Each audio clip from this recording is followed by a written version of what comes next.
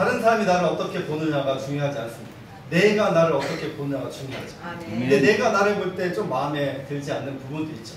내가 나를 어떻게 보느냐보다 하나님이 나를 보실 때 어떻게 보느냐가 중요합니다. 저와 여러분 하나님이 보실 때 두고 보기에도 아까운 존재임을 믿으시기를 바랍니다. 아멘. 제가 결혼하고 결혼 초에 저희 부모님에게 많이 들었던 말 중에 하나가 절대 보증은 서지 마라. 지금은 제 1금융권, 2금융권에서 연대 보증이 없는 것을 알고 있습니다. 예전에는 이렇게 대출을 받으려면 보통 1금융권에 2금융권에서 담보도 하고 보증인도 이렇게 있었던 것으로 알고 있습니다. 좋은 마음으로 이렇게 보증을 서줬다가 이렇게 채무자가 돈을 갚지 않으면 이 보증 선 사람이 다 갚아야 되죠. 저희 부모님이 그 이야기를 한 이유는 본인들이 보증을 섰다가 손실을 보았기 때문에 그 이야기를 했겠죠. 그럼 몇 번 보증을 서줬을까요? 그건 저도 모릅니다.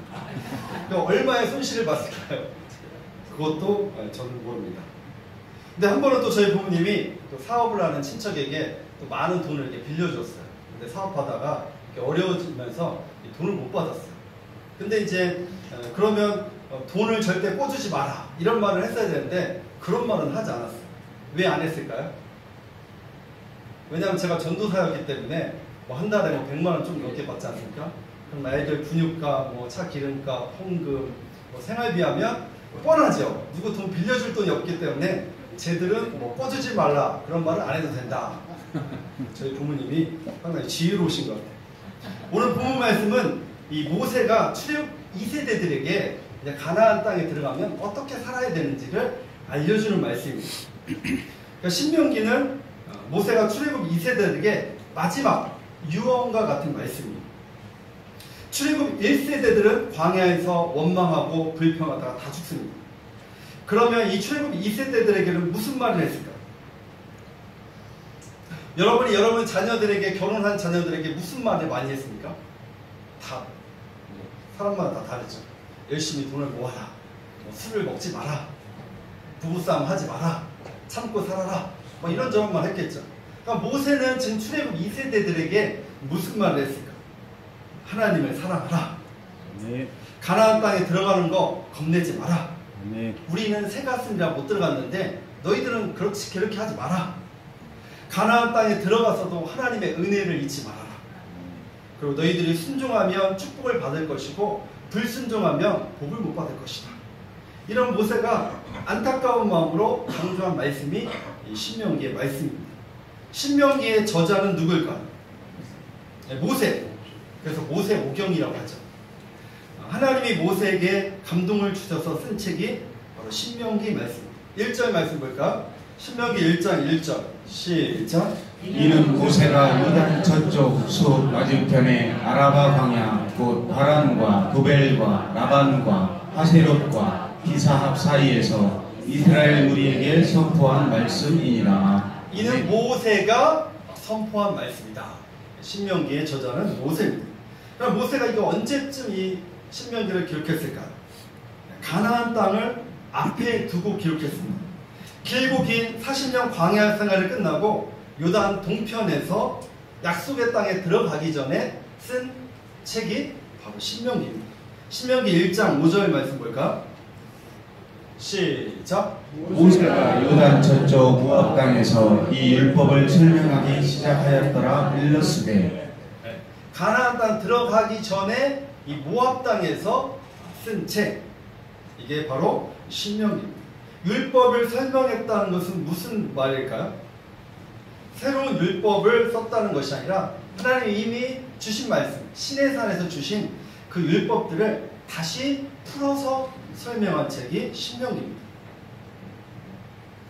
신명기의 뜻을 볼까?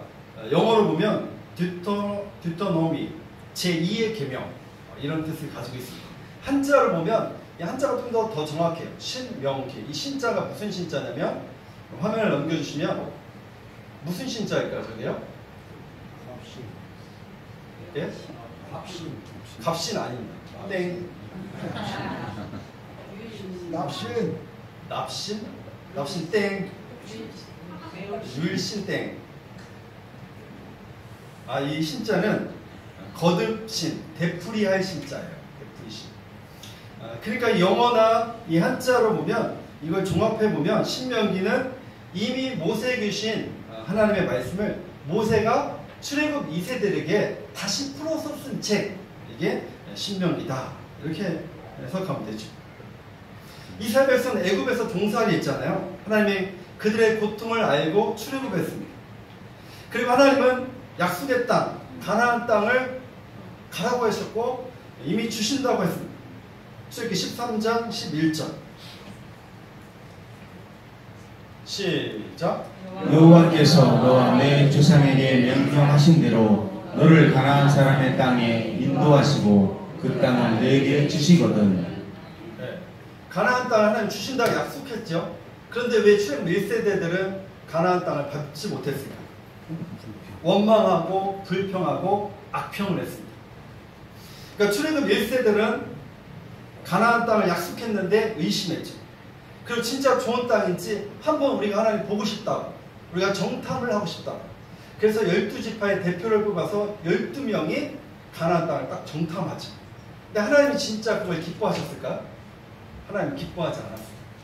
하나님 이미 약속했는데 그걸 보고 싶다는 거예요. 그래서 12명 그래 가서 보고 와라. 근데 12명이 보고 왔는데 그들이 뭐라고 얘기했습니까? 좋은 땅이 맞다. 12명 모두 좋은 땅이 맞다고는 했어요. 그런데 10명이 뭐라고 합니까? 우리는 들어갈 수 없다.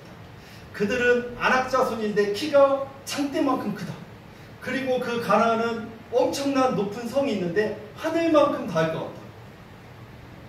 그리고 우리가 만약에 들어가면 칼에 맞아 죽을 것이고 우리의 자녀들, 우리 아내들도 다 죽을 것이다. 그리고 40일 정탐하고 와서 엉엉 울었어요. 그 약속의 땅을 기대했는데 우리는 못 간다고 그렇게 원망하고 악평을 했습니다. 결국 이 출애굽 1세대는 40년 동안 광야에서 뺑뺑이 훈련해 갔습니다. 그럼 민수기 14장 34절 말씀 볼까요? 시작. 너희는 그 땅을 정탐한 날 수인 40일의 하루를 1년으로 쳐서 그 40년간 너희의 죄악을 담당할지니 너희는 그제서야 내가 싫어하면 어떻게 되는지를 알리라 하셨다 하라. 네. 희한하죠. 지금 40일 정탐하고 몇 년 훈련 받는다고요? 40일. 하루를 몇 년이요? 1년.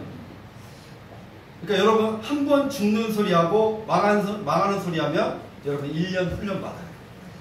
여러분 2번 망하는 소리하고 죽는 소리하면 2년으로 광야가 늘어납니다. 제가 저희 아이들 이렇게 어렸을 때 6학년 때까지 발바닥을 많이 때렸는데 요령 피고 반성 안 하고 그러면 2배로 때려요. 5대 때렸다가 태도 보고 2배로 늘어나. 또 말 안 들으면 더 늘어나.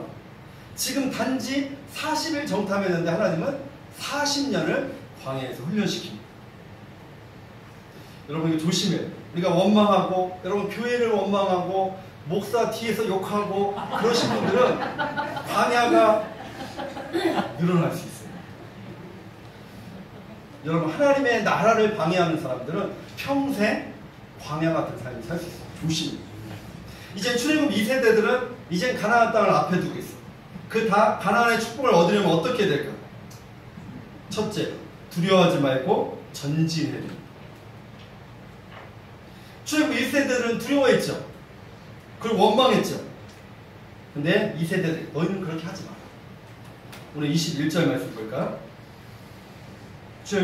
신명기 1장 21절 시작. 너희 하나님 여호와께서 이 땅을 너희 앞에 두셨은즉 너희 조상의 하나님 여호와께서 너희에게 이르신 대로 올라가서 차지하라. 두려워하지 말라. 주저하지 말라 한즉. 두려워 말고 전진해라. 29절 내가 너에게 말하기를 그들을 무서워하지 말라. 두려워하지 말라. 무서운 것도 많아요. 우리는 별거 다 무서워. 그렇죠? 눈에 보이는 환경 바라보지 말고 하나님이 함께 해줄 테니까 무서워하지 말라. 이 21절 말씀에 보면 세 가지 명령을 하고 있죠. 첫 번째, 올라가서 차지하라. 행동을 하는 거예요. 가나안의 축복을 얻으려면 전진하라. 그렇죠. 여러분 부교육자 리더십에 보면 이런 이야기가 나옵니다. 서울 삼각산에 기도하러 사람들이 많이 간답니다. 이 삼각산 봉우리에, 그래서 삼각산 봉우리를 능력봉이다. 왜냐하면 그곳에서 능력받아서 이렇게 목회를 하시는 목사님도 많이 있다고 합니다. 근데 어느 목사님을 만났는데 이 목사님이 능력받아서 개척한다고 그 삼각산에서 막 기도를 하고 있다는 거예요. 그래서 한 분이 몇 년 기도하셨습니까? 기도했더니 30년째 기도하고 있다고. 여러분 30년 기도했다는 것은 문제가 있는 거예요. 여러분 기도하면 기회를 찾아야 돼요. 기도하면서 하나님의 때를 찾고 그리고 전진해야 되는 것입니다. 오늘 보면 모세는 전진하라. 어떤 분은 꿈은 큰데 행함이 없어요. 여러분 가나안 땅에 축복을 얻으려면 땀 흘림이 필수입니다. 우리 학생들도 많은 꿈을 꾸죠. 의사가 되고 싶다, 선생님이 되고 싶다, 운동선수, 연예인이 되고 싶다고 말합니다. 여러분 간절히 기도하고 꿈만 꾸면 되는 것이 아니라 기도하고 내가 땀을 흘리고 노력을 해야죠. 하나님은 준비된 자에게 기회를 주십니다. 시작. 하나님은 준비된 자에게 기회를 주십니다.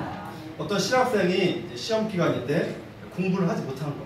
그래서 하루 전날 하나님 앞에 열심히 기도했어요. 하나님 찍는 것마다 다 맞게 해달라고 간절히 기도하고 당일날 이제 시험을 보게 됐는데 전능하신 하나님 믿습니다 하고 이제 시험을 보기 시작했어요. 아니나 다를까 이제 주관식이라 하나도 문제를 풀지 못했어요. 그리고 답안지에 이렇게 썼습니다. 하나님은 다 아십니다. 그랬더니 교수님이 그 밑에다가 답을 해주셨습니다. 하나님은 100점, 너는 빵점. 여러분 하나님은 공부하면서 기도할 때 길을 열어주시는 거예요. 우리는 책임을 다하지 않고 요행을 바라면 안 되는 것입니다. 두 번째, 두려워하지 말라. 21절 말씀 한번 다시 한번 읽겠습니다. 시작. 너희의 하나님 여호와께서 이 땅을 너희 앞에 두셨은즉 너희 조상의 하나님 여호와께서 너희에게 이르신 대로 올라가서 차지하라. 두려워하지 말라, 주저하지 말라 한즉. 두려워하는 마음 다 있잖아요. 우리 아이들도 보면 어렸을 때는 막 번개쳐도 무섭고 막 별거 다 무섭다고, 좀 크니까 또 막 이상한 거 보고 납치 사건 이런 거 보면 또 무섭다고 하고 별게 다 무서운 것 같아요. 하나님이 주신 마음은 근데 두려워하는 마음이 아니에요. 디모데후서 1장 7절 볼까요? 하나님이 우리에게 주신 것은 디모데후서 1장 7절 좀 넘겨주시면 제가 파워포인트를 안 했나 봅니다. 한번 찾아볼까요? 그러면 중요한 말씀입니다. 디모데후서, 데살로니가가 아니라 디모데후서 1장 7절 말씀. 이 말씀 여러분 꼭 기억해요.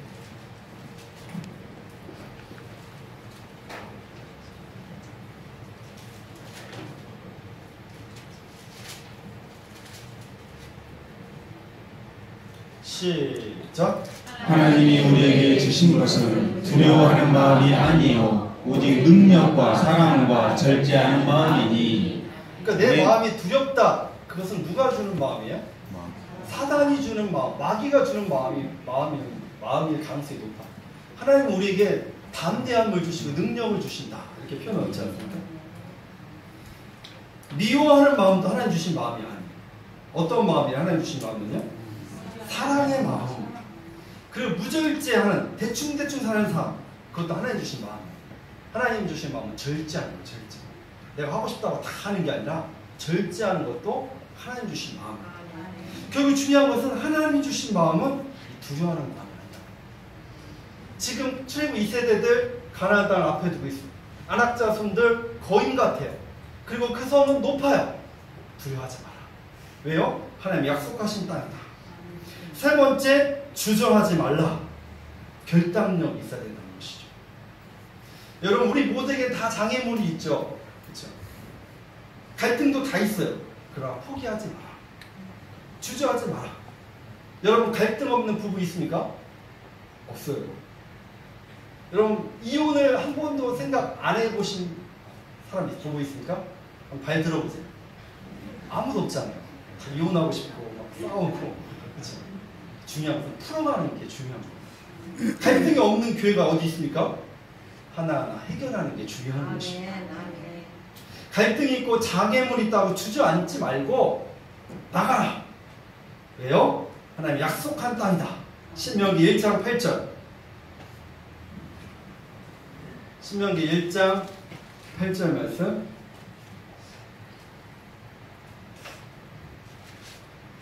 신명기 1장 8절 말씀. 시작. 내가 너희의 조상 아브라함과 이삭과 야곱에게 맹세하여 그들과 그들의 후손에게 주리라 한 땅이 너희 앞에 있으니 들어가서 그 땅을 차지할지니라. 아멘. 하나님 약속한 땅을 차지하라.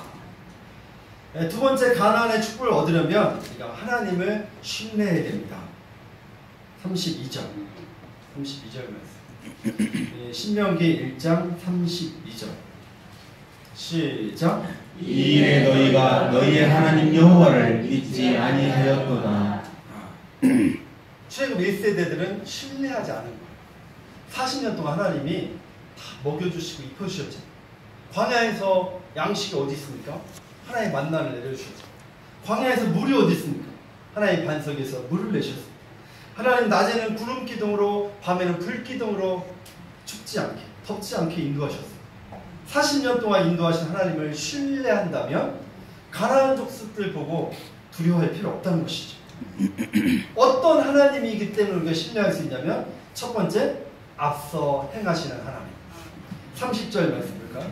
30절. 신명기 1장 30절. 시작. 너희보다 먼저 가시는 너희의 하나님 여호와께서 애굽에서 너희를 위하여 너희 목전에서 모든 일을 행하신 것 같이 이제도 너희를 위하여 싸우실 것이며. 앞서 가시는 하나님, 너희보다 먼저 가신.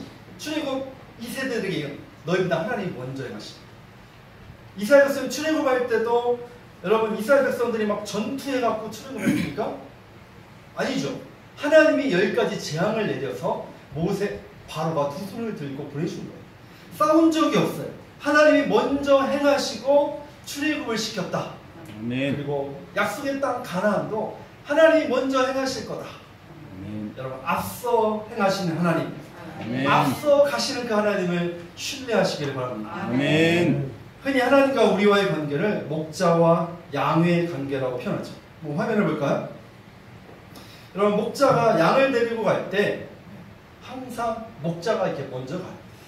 양이 먼저 갈 때도 있는데 양이 먼저 가다가 이렇게 낭떠러지로 빠지는 경우도 있어요. 양들은 이렇게 눈이 좀 이렇게 잘 안 보인단 말이에요. 한 마리가 가면 그냥 막 쫓아가다가 앞도 안 보고 쫓아가다가 낭떠러지로 떨어지는 경우도 있습니다. 양은 목자를 따라가야 돼요. 하나님은, 예수님은 우리의 목자, 우리는 양입니다. 예수님만 잘 따라가면, 주님이 주신 그 음성 따라 살아가면 큰 문제가 없는 거예요. 하나님은 앞서 가실 뿐 아니라 우리를 위해서 싸우신다. 30절 말씀 한번 다시 볼까요? 30절 시작. 너희보다 먼저 가시는 너희의 하나님 여호와께서 애굽에서 너희를 위하여 너희 목전에서 모든 일을 행하신 것 같이 이제도 너희를 위하여 싸우실 것이며. 아멘. 우리보다 앞서 가실 뿐 아니라 우리를 위해서 싸우신다. 그 하나님을 신뢰하시기를 축복합니다. 아멘. 두 번째 어떤 하나님이십니까? 우리를 보호하시는 하나님. 31절 말씀. 31절 시작.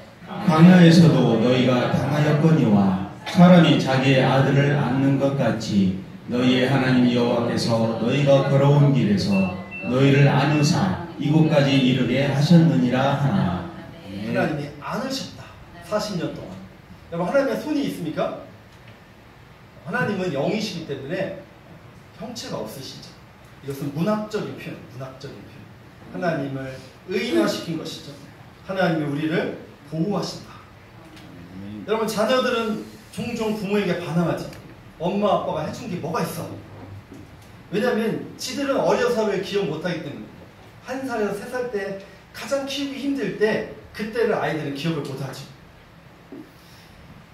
그러니까 사람들은 은혜를 잘 잃어버리는 경향이 많습니다. 그래서 저는 어렸을 때 저희 아이들 사진을 다 찍어놨어요. 영상으로 다 찍어놓고 제가 언제 시간 될 때 이렇게 5분짜리로 이렇게 편집해서 거기다 어버이 노래까지 같이 삽입해갖고 만들 예정이에요. 지금 보여줘야 효과가 없어. 나중에 결혼하고 나서 아이들에게 카톡으로 딱 보내는 거예요. 소원이한테 딱 보내갖고 최대한 그 영상을 극률하게 만들어서 그리고 거기다 문자를 딱 보내는 거죠.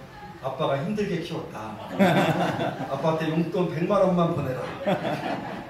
왜냐면 기억을 못해 이것들이. 그렇죠. 예전에 저희가 전도사 때는 수요 예배 끝나면 저녁이잖아요. 그럼 3명이니까 2살 터우니까 한 명은 걸어가야 되잖아요. 그러면 이걸 걸어가면 왜 나만 걸어가냐고. 그러면 한 명은 안고 업고 막 이렇게 힘들게 키웠는데 지들은 기억을 못할 것 같아요. 그걸 영상으로 잘 만들어서 기억을 해야 돼요.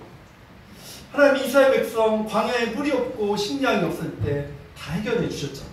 하나님 보호해 주셨다. 안아주시고 보호해 주셨다. 마치 목자가 양을 세심하게 돌보듯이 부모가 자식을 품에 안듯 닭이 날개 아래 병아리를 품듯 하나님이 자기 백성을 그렇게 보호하신 거예요. 이사야 49장 14절 한번 같이 한번 읽어볼까요? 이사야 49장 14절 시작. 오직 시온이 이르기를 여호와께서 나를 버리시며 주께서 나를 잊으셨다 하셨거니와. 그래서 시온은 이스라엘 백성을 말하는 거예요. 이스라엘 백성들이 하나님 나를 버리신 것 같아. 막 고난이 오고 핍박이 오니까 하나님은 없는 것 같은 하나님의 부재를 느낀 거예요. 자신의 속상함을 토로하고 있죠. 하나님이 우리를 잊으셨어. 아니 잊으신 게 아니라 하나님 우리를 버린 것 같아. 그때 하나님이 이렇게 말씀하십니다. 이사야 49장 15절 여인이 어찌 그 젖먹는 자식을 잃겠으며 자기 태에서 난 아들을 긍휼히 여기지 않겠느냐.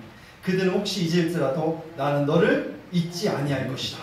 아멘. 하나님은 여전히 기억하고 있고 잊지 않는다는 거예요. 그럼 부모가 자식을 버리지 않죠. 근데 가끔 버리는 경우도 있어요. 근데 하나님은 절대 버리지 않겠다는 거예요. 1%도 하나님이 여전히 보호하고 계시다는 사실입니다. 여러분 2차 세계대전 당시 이탈리아에 두 고아원이 있었습니다. 한 고아원은 연합군의 도움으로 최고의 시설을 갖추었어요. 환경도 좋고 아이들에게 영양도 잘 공급해 주었습니다. 그런데 강 건너편에 있는 고아원은 시설이 좀 열악했어요. 근데 신기하게 나중에 보니까 이 열악한 고아원에 있는 아이들보다 환경이 좋은 고아원의 아이들이 더 많이 병에 걸리고 더 많이 죽어 나왔습니다. 그래서 나중에 전쟁이 끝나고 그 조사를 해봤어요. 그랬더니 이 시설이 좋지 않은 고아원에 정신이 나간 엄마가 있었어요. 이 엄마는 전쟁 중에 아기를 잃어버리고 그 충격으로 이렇게 정신이 나간 거예요. 그리고 이제 고아원에 있는 모든 아기들이 자기 아기로 착각한 거예요. 그래서 고아원에 가서 맨날 같이 모든 아기들을 자기 아기처럼 생각하고 안아주고 두드려주고 그렇게 모든 아이들을 이렇게 만져주고 터치해줬어요. 결국 그래서 그 아이들이 갓난 아기들이 더 건강하게 질병 없이 잘 컸다는 것입니다. 여러분 인간은 터치가 필요한 존재예요. 하나님은 이스라엘 백성을 그렇게 안아주셨다는 거예요. 안아서. 우리는 우리 힘으로 여기까지 왔다고 생각하는 사람이 있습니다. 내가 고생해서 여기까지 왔다고 말하는 사람도 있습니다. 아닙니다. 하나님의 은혜였습니다. 아멘. 하나님이 우리를 안으시고 언덕을 넘었고 강을 건넜습니다. 아멘. 내 지혜, 내 능력이 아니라 하나님이 순간순간 안으셔서 이끌어 주셨습니다. 아멘. 병들어 죽을 것 같을 때 하나님이 우리를 살려주셨습니다. 사업이 망하여 인생이 끝난 것 같았을 때 하나님은 다시 기회를 주셨습니다. 하나님은 고비고비마다 넘길 수 있도록 품어주시고 보호해 주셨습니다. 아멘. 이 시간 여러분 그 하나님의 위로를 경험하길 축복합니다. 아멘. 그러니까 성령의 그 위로함을 경험하면 우리가 한 달, 또 2달을 그냥 살아가는 거예요. 아멘. 그 하나님의 위로하심이 우리 가운데 임하기를 축복해요. 아멘. 하나님의 애굽에 살고 있는 이스라엘 백성을 출애굽시킨 게 목적이 아니었죠. 노예에서 해방시키는 게 목적이 아니었어요. 이제 적과 꿀이 흐르는 땅을 정복하며 살기를 원했습니다. 저와 여러분이 그냥 천국 백성, 난 끝, 난 죽으면 천국, 그런 수준이 아니라 저와 여러분이 하나님의 대행자, 아멘. 열국의 아비로 쓰임받기를 축복합니다. 아멘. 우리를 단순히 천국 가기 위해서 하나님 부르신 게 아니에요. 이 땅에 남겨두신 이유가 있어요. 나를 통해서 우리 가족이 다 구원받게 하겠어요. 아멘. 나를 통해서 우리 직장이 변화되기를 원하고, 아멘. 나를 통해서 하나님의 나라를 세워가기를 원하는 것입니다. 아멘. 저 여러분이 나는 이제 천국 티켓을 따놨어, 거기에 만족하는 것이 아니라 하나님 나에게 주신 사명이 뭔지, 나를 통해서 하나님의 나라를 세워가는 저와 여러분이 되시기를 주님의 이름으로 축원합니다. 아멘. 기도하시겠습니다.